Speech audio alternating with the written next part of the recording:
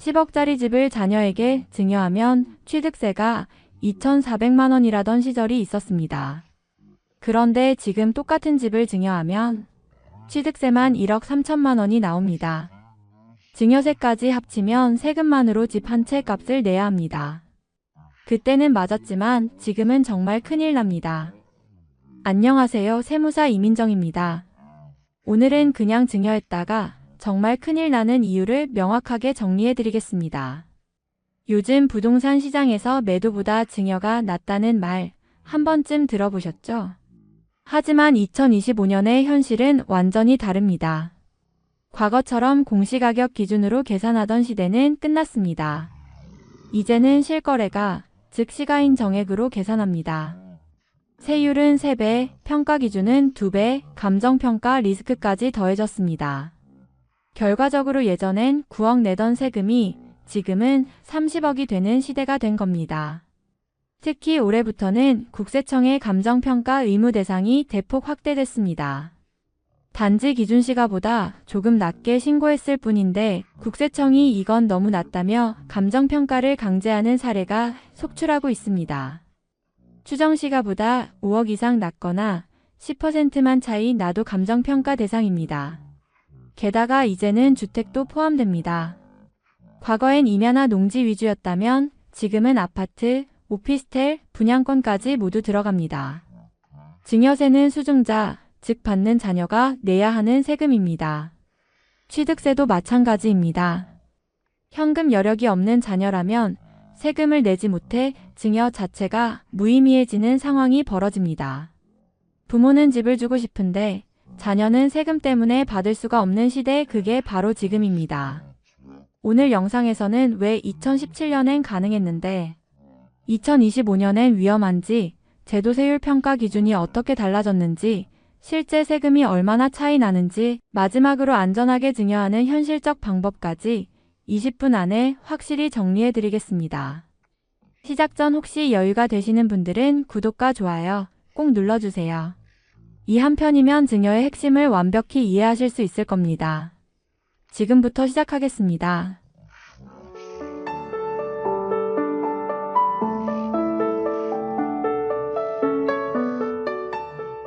1.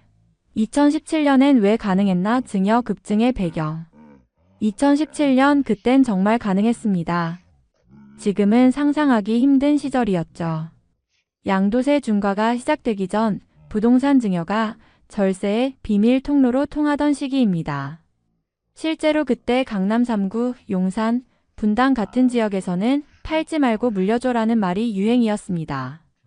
국세통계포털 자료를 보면 2016년 전국 증여 건수는 약 7만 2천 건. 그런데 불과 2년 뒤인 2018년엔 9만 6천 건을 넘었습니다. 증여 금액은 9조 5천억 원에서 16조 원으로 거의 2배가 됐죠. 이 시기 증여가 폭발적으로 늘어난 이유는 단 하나, 양도세 중과를 피하기 위해서였습니다.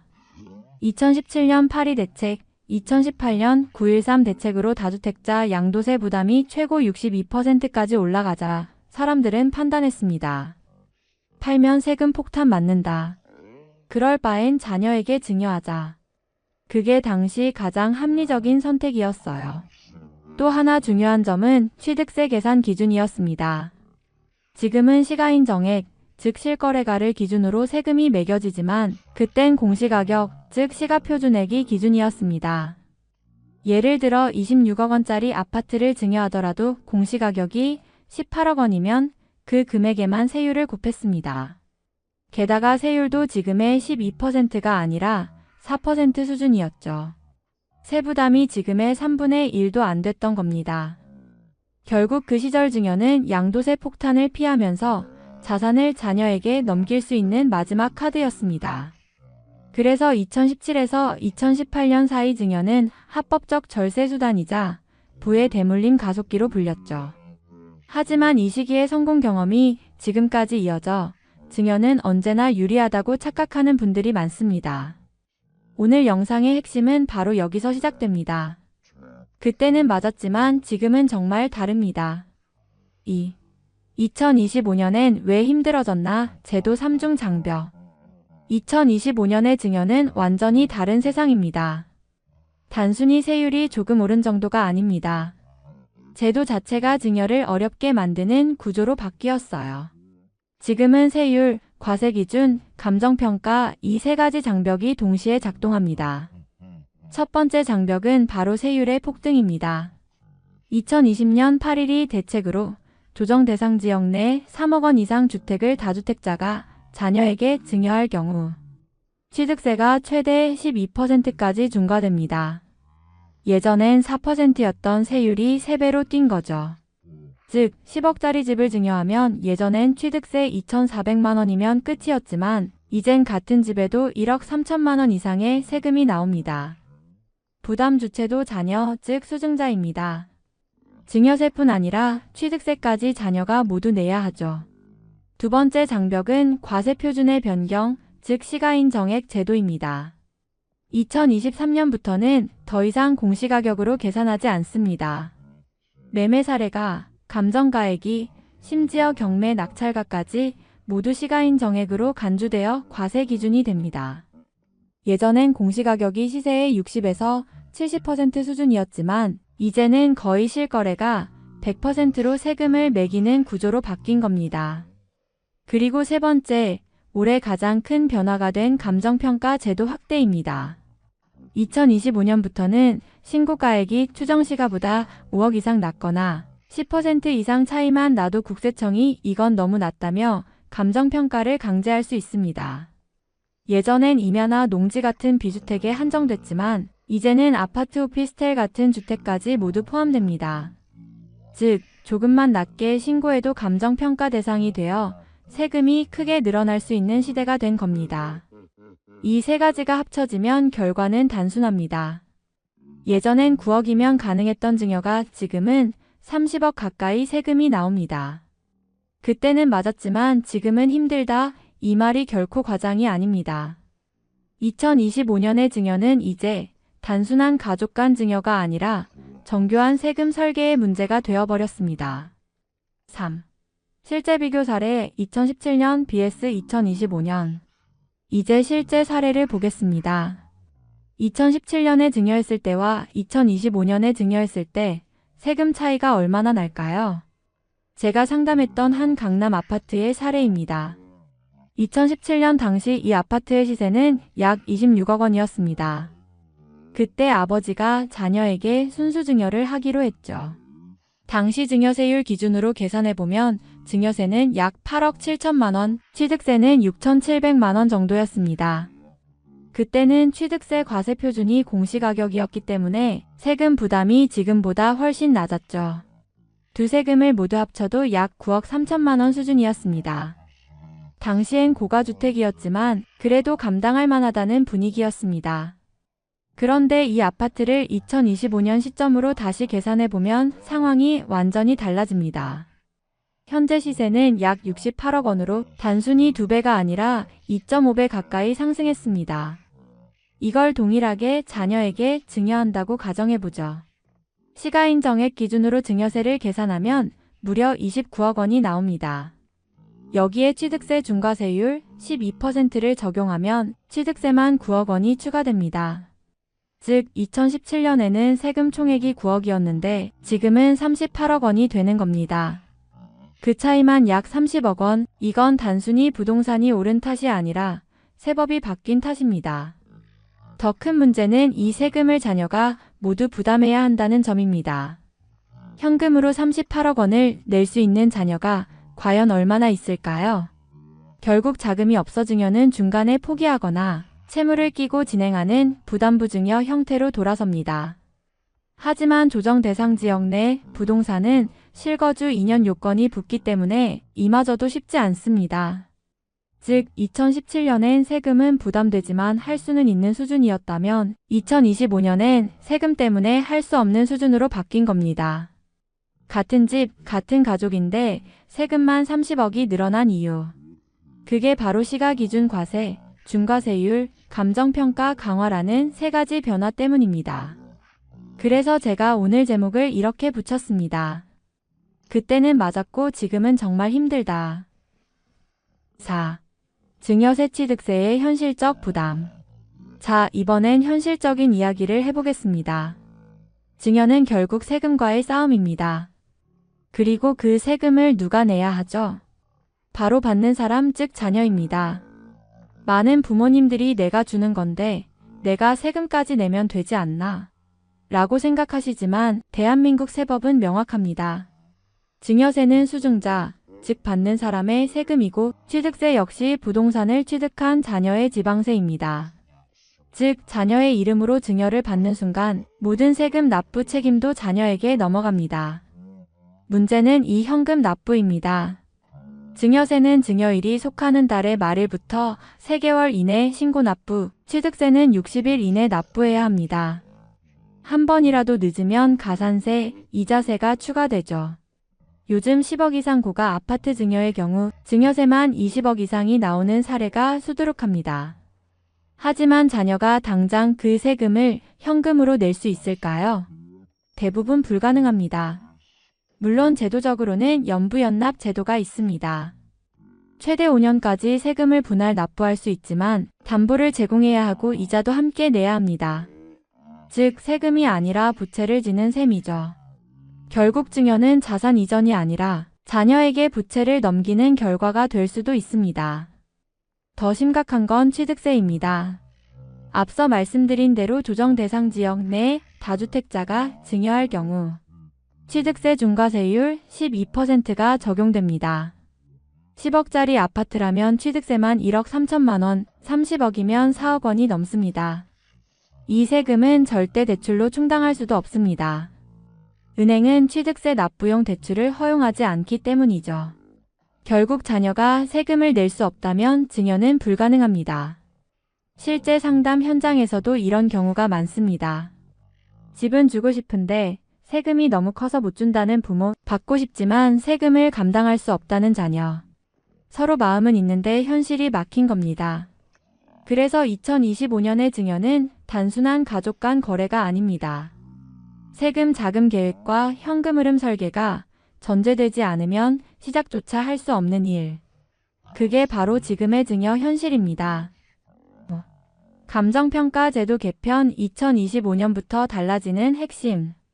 이제부터는 2025년에 새로 강화된 감정평가 제도 이야기를 해야 합니다. 솔직히 이 부분은 세무사인 저도 깜짝 놀랄 정도로 강력해졌습니다. 이 제도가 바뀌면서 단순히 증여세 계산을 잘못한 수준이 아니라 의도치 않은 탈세 혐의자가 되는 경우가 실제로 생기고 있습니다. 핵심은 이겁니다. 이전엔 임야나 농지처럼 거래가 드물고 가격 산정이 어려운 비주택, 부동산만 감정평가 대상이었습니다. 그런데 2025년부터는 주택까지 전면 확대됐습니다. 아파트, 오피스텔, 입주권, 분양권, 심지어 지상권까지 모두 포함됩니다. 이제는 웬만한 자산은 다 감정평가의 대상이 된 셈이죠. 감정평가 의무가 적용되는 기준도 크게 강화됐습니다. 기준시가보다 5억 원 이상 낮거나 추정시가와의 차이가 10% 이상이면 국세청이 이건 너무 낮게 신고했다며 감정평가를 강제로 진행합니다. 예전에는 10억 원 이상의 차이일 때만 평가했지만 이제는 그 문턱이 절반으로 낮아진 겁니다. 문제는 이 감정평가가 단순히 시가를 다시 산정하는 절차가 아니라는 겁니다. 한번 감정평가가 개시되면 국세청은 감정가액을 세금 계산의 기준으로 삼습니다. 즉, 감정가가 신고가보다 높게 나오면 그 차이만큼 추가 증여세를 부과합니다. 실제 조세금융신문 보도에 따르면 국세청은 이 제도를 통해 약 2에서 3조 원 규모의 세수 확보를 목표로 하고 있습니다.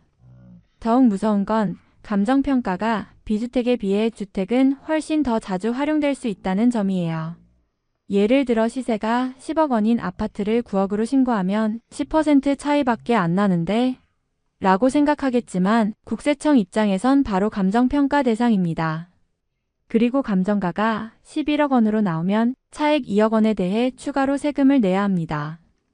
또 하나 기억하셔야 할 부분, 감정평가를 일부러 낮게 받는 것도 이제 위험합니다. 최근엔 부정 감정평가 자체를 국세청이 조사 대상에 포함시키고 있습니다. 실제보다 지나치게 낮은 금액으로 평가받으면 감정평가법인 뿐 아니라 납세자까지 제재를 받을 수 있죠. 요약하자면 2025년의 감정평가는 단순한 절차가 아닙니다. 감정평가 대상 확대, 감정가액이 곧 과세 기준, 추가세 위험. 이 세 단계를 반드시 기억하셔야 합니다. 이재 증여를 신고할 때 감정평가를 어떻게 받느냐가 세금의 절반을 결정짓는 시대가 된 겁니다. 6. 2025년 이후 안전한 증여 전략. 이제부터는 그럼 도대체 어떻게 해야 하냐는 부분입니다. 증여가 이렇게 어려워졌다고 해서 모든 증여를 포기할 필요는 없습니다. 다만 전략 없이 진행하면 큰일 난다는 점을 명심해야 합니다. 2025년 이후의 증여는 세금 설계형 증여로 접근해야 합니다. 첫 번째 전략은 자산의 형태를 바꾸는 것입니다. 요즘은 부동산보다 현금성 자산이나 금융상품 증여가 훨씬 유리합니다. 부동산은 취득세와 감정평가 리스크가 동시에 붙지만 현금 예금 주식은 취득세가 없습니다. 즉, 증여세만 고려하면 됩니다. 자녀의 계좌로 일정 금액을 나누어 보내는 방식으로 10년 단위 증여공제를 주기적으로 활용하는 것이 가장 기본이죠. 두 번째 전략은 부담부 증여 활용입니다. 채무가 있는 부동산이라면 그 채무를 자녀가 함께 승계하는 조건으로 증여할 수 있습니다. 이 경우 채무 부분은 유상양도로 간주되어 그만큼의 증여세가 줄어듭니다. 물론 주의할 점도 있습니다. 채무액이 실제로 존재하고 자녀가 상환 능력을 입증해야 한다는 겁니다. 형식만 부담부 증여로 꾸미면 세무조사 대상이 되죠. 세 번째 전략은 증여 시점의 분산입니다. 한 번에 큰 금액을 증여하면 세율이 누진적으로 올라가기 때문에 여러 해에 걸쳐 나누어 증여하면 세율 구간을 낮출 수 있습니다. 예를 들어 10억 원을 한 번에 주면 최고 세율 50%가 적용되지만 3에서 4년에 걸쳐 나누어 주면 전체 세부담이 훨씬 줄어듭니다. 네 번째는 감정평가 대비입니다.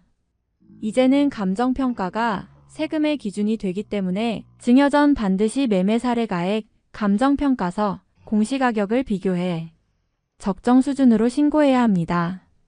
특히 가족 간 거래일수록 시세보다 너무 낮게 신고하지 말 것.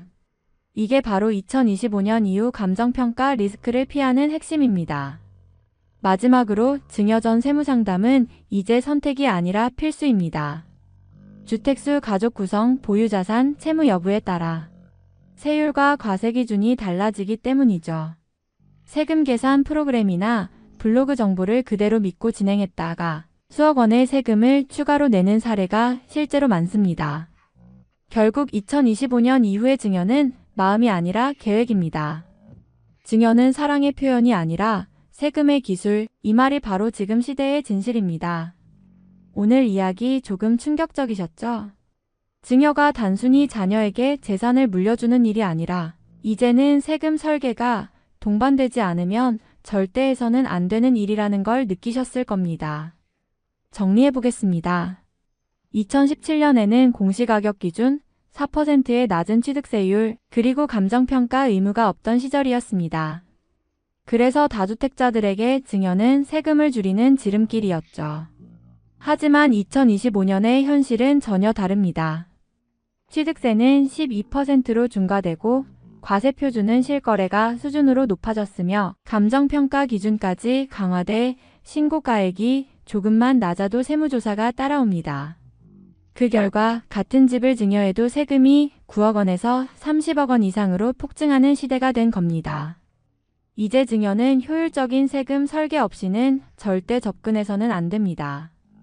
가족 간 거래라도 감정평가, 자금 출처, 취득세 납부 여력까지 모두 서류로 증명할 수 있어야 안전합니다. 그렇지 않으면 사랑의 증여가 아니라 가산세와 세무조사로 끝나는 비극이 될 수도 있습니다. 그래서 꼭 기억하세요. 첫째, 감정평가 기준이 강화됐습니다. 둘째, 취득세는 중과세율로 뛰었습니다. 셋째, 증여세는 여전히 누진세율입니다. 즉, 세금이 합산 구조로 되어 있어서 한 번의 판단 실수가 수억 원을 바꿉니다. 그럼에도 불구하고 방법은 있습니다.